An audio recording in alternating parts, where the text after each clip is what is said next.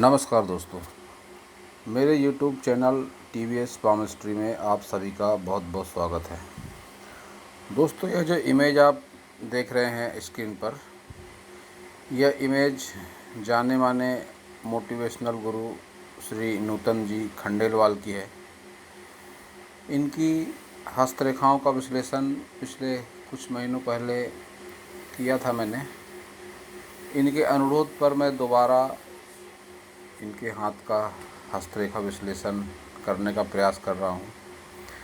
तो देखते हैं कि हस्तरेखा विज्ञान इनकी हस्तरेखाओं के बारे में क्या क्या कहता है। और इनका YouTube पे चैनल है, बहुत अच्छा ज्ञानवर्धक चैनल है ये। अगर आप YouTube पर सर्च करेंगे ये नूतन खंडेलवाल मोटिवेशनल गुरु, तो इस नाम से चैनल खुल जाएगा। और बहुत ज्ञानवर्धक वीडियो हैं इसमें, आध्यात्म को लेकर, एस्ट्रोलॉजी को लेकर। आप अगर इसमें इंटरेस्ट रखते हैं, यकीन रखते हैं, तो आप ज़रूर इनके चैनल को देखें, सब्सक्राइब करें, लाइक करें और शेयर करें। तो चलते हैं इनके हाथ की तरफ, देखते हैं कि हस्तरेखा विज्ञान इनकी हस्तरेखाओं के बारे में क्या क्या कहता है। तो शुरू करते हैं इनके हस्तरेखा का विश्लेषण। सबसे पहले हथेली का साइज देखते हैं। तो हथेली का साइज एक कंप्लीट स्क्वायर हैंड है। ऐसे लोग बहुत ही मेहनती नेचर के होते हैं। हाथ का रंग भी सकारात्मक है, तो जीवन में सकारात्मकता की दिशा में ऐसे लोगों का सदा प्रयास रहता है। अब उंगलियों की बात करते हैं तो सबसे पहले बुध फिंगर की लंबाई अपने आप में ठीक ठाक है, नीचे से शुरू हो रही है, इसलिए ऊपर से लंबाई थोड़ी कम दिख रही है, लेकिन वास्तव में उंगली की लंबाई बढ़िया है। जब भी इस तरह से पहला पोर दबता है तो ऐसा देखा गया है कि ऐसे लोगों के जीवन में पैसे की बहुत ज़्यादा अहमियत नहीं होती है। पैसे को ऐसे लोग महत्व नहीं देते हैं जब ये पोर दबा हुआ सा लगता है। और जिस भी फील्ड में होते हैं उसमें बहुत महारत हासिल होती है, भाषा शैली अच्छी होती है, आकर्षक व्यक्तित्व के स्वामी ऐसे लोग होते हैं और इनकी याददाश्त बहुत तेज़ होती है। सूर्य फिंगर की बात करते हैं तो सूर्य फिंगर की लंबाई मोटाई बहुत अच्छी है, शनि फिंगर की लंबाई मोटाई बहुत अच्छी है और गुरु फिंगर की लंबाई मोटाई बहुत अच्छी होने के साथ ही इसका झुकाव शनि फिंगर की तरफ हो रहा है। जब भी तीनों उंगलियों की लंबाई मोटाई बहुत अच्छी हो जाती है तो ऐसे लोगों के पास में दिल और दिमाग का बहुत बेहतरीन तालमेल होता है। यह लोग रिश्तों को सहेज कर रखने में बहुत गंभीर भूमिका होती है ऐसे लोगों की। और इनकी सभी उंगलियां आपस में सट कर चल रही हैं, चिपक कर चल रही हैं। तो देखिए, मैं प्रयास करता हूं बताने का। गुरु फिंगर चिपक कर चल रही है शनि फिंगर से, मतलब दाम्पत्य जीवन में इनके अनुकूलता है, जीवन साथी से बहुत ज़्यादा लगाव रखते हैं। शनि फिंगर चिपक कर चल रही है सूर्य फिंगर से, मतलब पिता पुत्र, इनके जो भी पुत्र होंगे या नज़दीकी रिश्तेदार होंगे उनसे भी इनका लगाव बहुत ज़्यादा है। और कनिष्ठा उंगली और सूर्य फिंगर के बीच में हल्की सी गैप है, लेकिन ऊपर का पर्व चिपका हुआ है। ये जो पोजीशन बन रही है, कहा सुना माप वाली परिस्थिति कह सकते हैं इसे, कि बाहरी दुनिया में भी लोगों से लगाव रखते हैं। थोड़े बहुत मतभेद हो सकते हैं, लेकिन मन में कोई बात ऐसे लोग नहीं रखते, क्योंकि जो मानसिक पर्व चिपका हुआ है और ये नीचे थोड़ी सी गैप दिखाई दे रही है। मतलब थोड़े बहुत मतभेद अगर रहते भी होंगे बाहरी दुनिया में, बिजनेस में या नज़दीकी कोई संबंधों में, व्यापारिक लेन देन में, तो उसका असर मन पर नहीं होने पाता जब इस तरह से यह चिपक कर चलती है बुध फिंगर सूर्य फिंगर से। इनकी सभी उंगलियों पर खड़ी लाइनें हैं और भरपूर है। ये लाइनें इनके ऊपरी पोर तक पहुंच गई हैं। साधारण तौर पे ऊपरी पोर पर इस तरह की खड़ी लाइनें नहीं होती, लेकिन इनके ऊपरी पोर पर भी खड़ी लाइनें नज़र आ रही है। जब इस तरह से खड़ी लाइनें ऊपरी पोर पर भी पहुंच जाती है तो ऐसे लोगों का जो एनर्जी लेवल हाई होता है। मुझे बहुत ज़्यादा आश्चर्य नहीं हो रहा है इस बात से, क्योंकि मैं जानता हूँ कि आध्यात्मिकता की चरम सीमा पर है। ये त्रिकुटी साधना में लीन है इस समय ये, और बहुत ऊंचे लेवल तक पहुंच चुके हैं उसमें।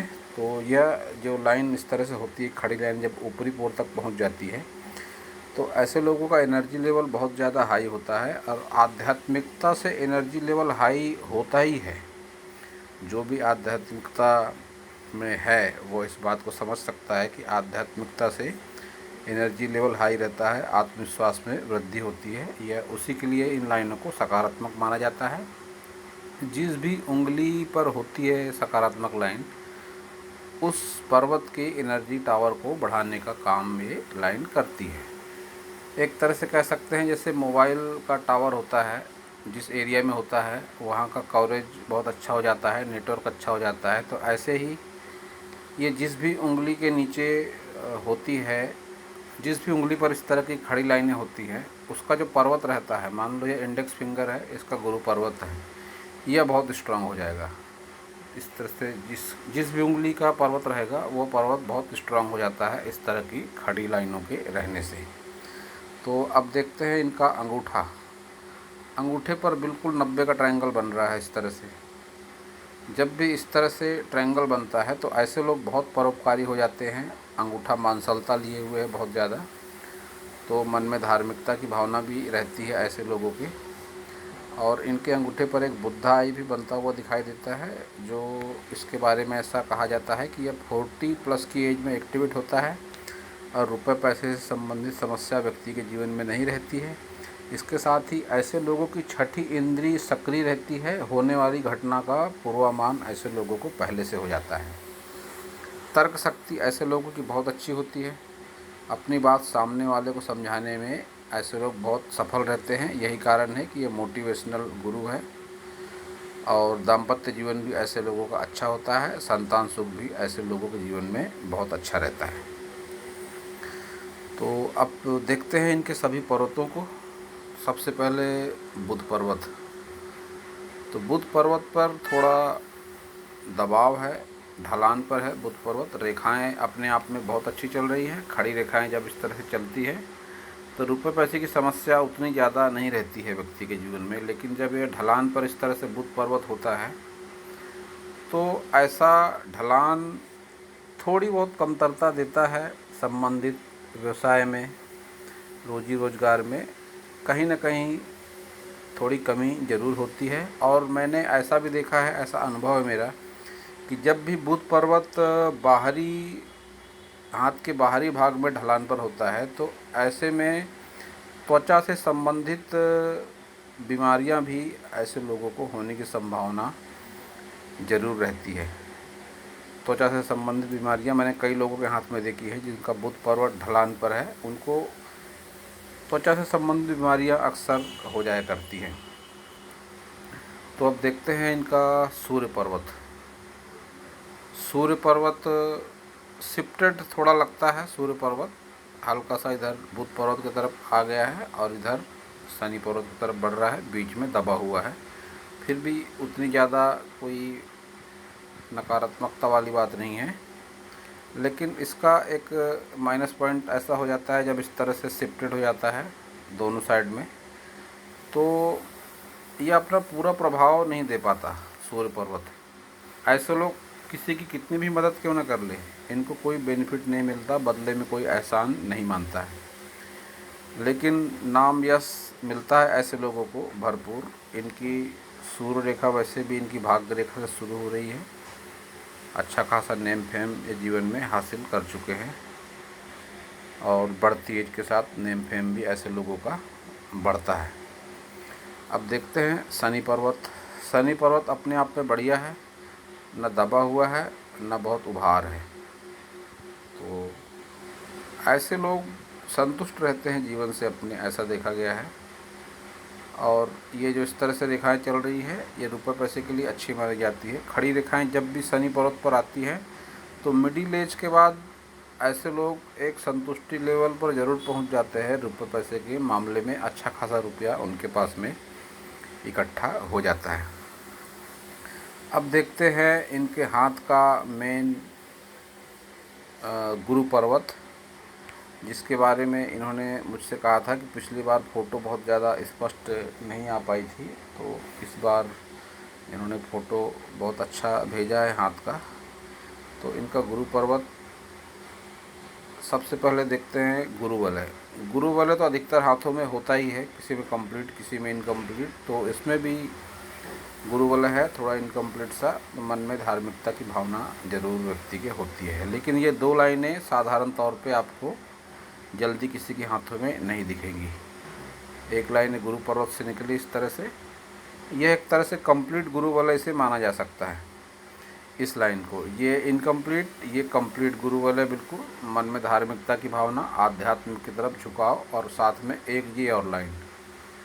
जब ये दो लाइनें इस तरह से हो जाती हैं तो ऐसे लोग आध्यात्म की चरम सीमा तक भी पहुंच जाते हैं। जो इनके साथ तो बात है ही, त्रिकुटी साधना में लगे हुए हैं और सैकड़ों वीडियो अपने चैनल पे अपलोड कर चुके हैं, नूतन खंडेलवाल मोटिवेशनल गुरु के नाम से।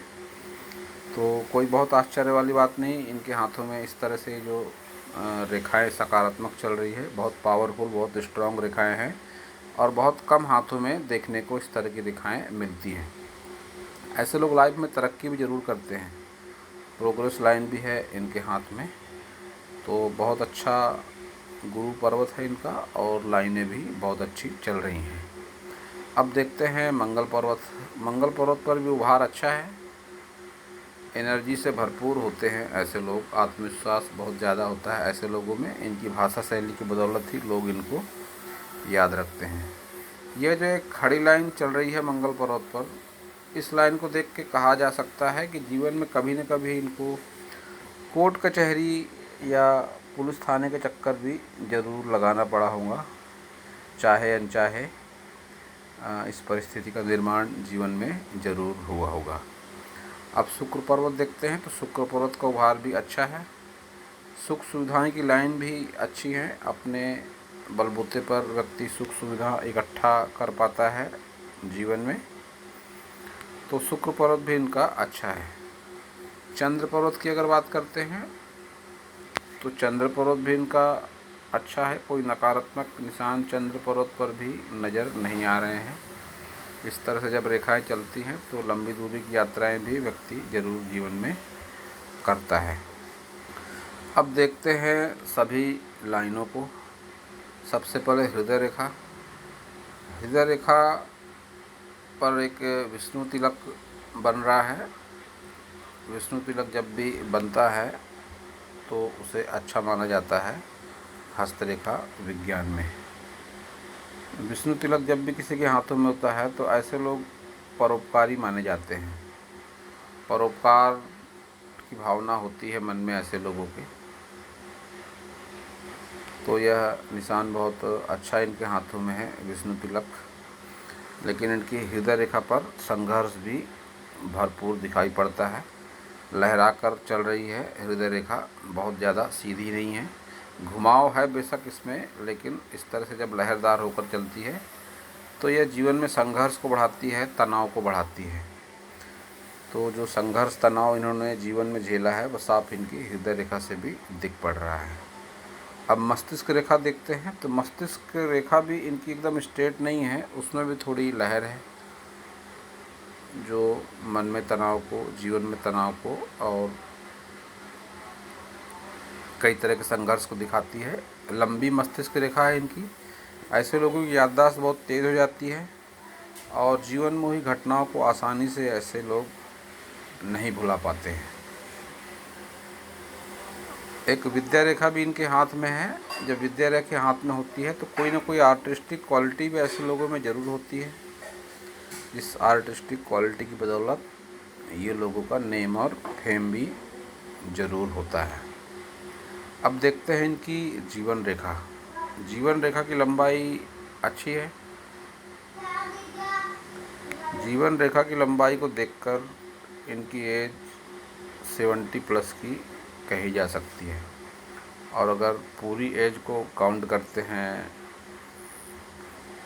इनकी, तो कोई बहुत ज़्यादा गंभीर समस्या तो नहीं है इनके जीवन में। स्वास्थ्य संबंधी परेशानियां इन्हें बढ़ती उम्र के साथ होने की संभावना बनी हुई है। और 70+ की एज इनकी इनकी हस्तरेखा को देखकर फिलहाल कही जा सकती है। अब देखते हैं इनकी भाग्य रेखा। तो भाग्य रेखा इनकी बिल्कुल सीधी है, लक्ष्य के प्रति समर्पित भाग्य रेखा है और आगे जाकर शनि पर्वत की तरफ जा रही है सीधी होते हुए। ऐसा देखा गया कि जब भी ऐसी भाग्य रेखा होती है तो ऐसे लोग अपने घर परिवार के प्रति समर्पित होते हैं। भाग्य रेखा बहुत बैलेंस बनाकर चल रही है, सीधी होकर चल रही है और कहीं न कहीं इसका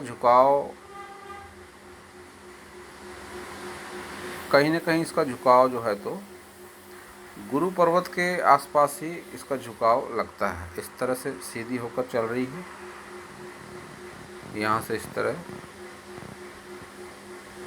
यह भाग्य रेखा जब भी किसी के हाथों में होती है तो पुराने ज़माने की जो घड़ी होती है, पेंडुलम, जो उसका थोड़े थोड़े देर में घंटा बजते रहता है, उस तरह से जोड़कर इसको देखा जाता है भाग्य रेखा को। अगर यही भाग्य रेखा किसकी भी हो, इस तरह से इधर की तरफ घूम जाए तो ऐसे लोगों का झुकाव रुपए पैसे धन संपत्ति की ओर ज़्यादा रहता है।